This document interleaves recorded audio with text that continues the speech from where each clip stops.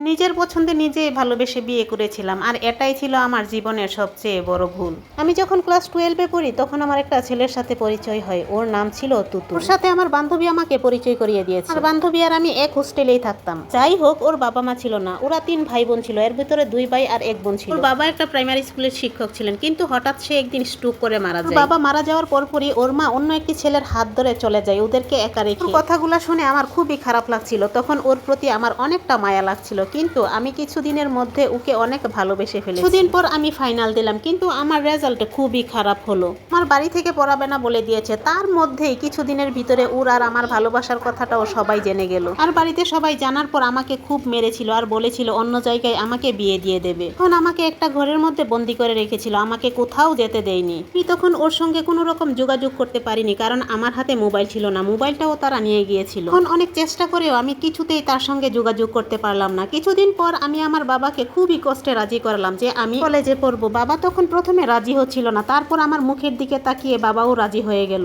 আমি কলেজে এডমিশন হলাম। কিছুদিন কলেজে যাবার পর আমি ওকে কল দিলাম, তাও আমার বান্ধবীর মোবাইল দিয়ে। আমাকে বলছিল ওর অবস্থা খুবই খারাপ। আমি তখন ওর কথাটা শুনে খুবই কষ্ট পেলাম, আর পরের দিনে ওর সঙ্গে আমি পালিয়ে আসলাম। আর আমরা সাথে সাথে বিয়ে করে নিলাম। আর আমাদের এই বিয়ের কথা শুনে আমার বাবা মা অনেক বেশি কষ্ট পেল। তারপর থেকে আমার বাবা বাড়ি থেকে কেউ আমার খোঁজ খবর এখনো নেয় না। বিয়ের পর কিছুদিন ভালোই কাটালাম। তারপর থেকে আমার প্রতি ওর ভালোবাসা কমতে থাকলো। আমি সেটা বুঝতে পারলাম ওর ব্যবহার দেখে। তারপর কিছুদিনের মধ্যে আমি প্রেগনেন্ট হয়ে গেলাম। ও আমাকে অনেক মারধর করতো, অনেক বাজে বাজে কথা বলতো। তারপরও আমি ওকে কিছু বলতাম না, কারণ আমি ওকে অনেক ভালোবাসতাম। এরপর আমার একটি ফুটফুটে মেয়ে সন্তান হলো। আমার মেয়েকে দেখে আমার হাজবেন্ড অনেক বেশি খুশি হলো, সাথে আমিও অনেক খুশি হলাম। তো আমার বাবা বাড়ি থেকে কেউ আসলো না আমার মেয়েকে দেখতে। এমনকি আমি কোথায় আছি, কেমন আছি, সেই খোঁজখবরটাও তারা এখন পর্যন্ত নিল না। আমার বাবা মার সঙ্গে এখনো কোনো যোগাযোগ হয়নি। মাঝে মাঝে মনে হয় বাবা মাকে ঠকিয়ে বিয়ে করেছি, তো এই কারণে হয়তো বা আমার এত দুঃখ। আমার বিয়ের 5 বছর কেটে গেল, কিন্তু এখনো বাবা বাড়ি থেকে কেউ আসেনি আমার খোঁজ নিতে। আমি এখন খুবই কষ্টে দিন পার করতেছি। আমার হাজবেন্ড তেমন কোনো কাজ করে না, যদিও কাজ করে তাহলে এক বেলা খাইতে পারি, আর যদি না করে তাহলে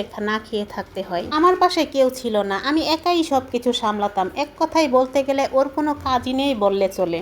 আমার সাথে এখন সে খুবই বাজে ব্যবহার করে। ও আমাকে অনেক মারধর করে। এখন আমি ওকে খুবই ভালোবাসি, আর আমার মেয়েটার ভবিষ্যতের কথা চিন্তা করে আমি ওর নিষ্পাপ মুখের দিকে তাকিয়ে শত কষ্টের মধ্যে ওর সংসার করে যাচ্ছি। আর যাবই বা কোথায় বলেন? আমি তো আমার নিজের দোষেই বাবা মার সঙ্গে সুন্দর সম্পর্কটা নষ্ট করে দিয়েছি। আমি আমার বাবা মায়ের অনেক আদরের মেয়ে ছিলাম, আবার বাবা মা আমাকে কখনোই কোনো রকম কষ্ট করতে দেয়নি, কিন্তু ওই মানুষটার জন্য আমি সবকিছু হারিয়ে ফেলেছি এখন। যাই হোক, অনেক কথা শেয়ার করেছি আপনাদের সাথে। তো সবাই এই আপুটার জন্য দোয়া করবেন। এই আপুটা তার হিস্টোরিটা বলে।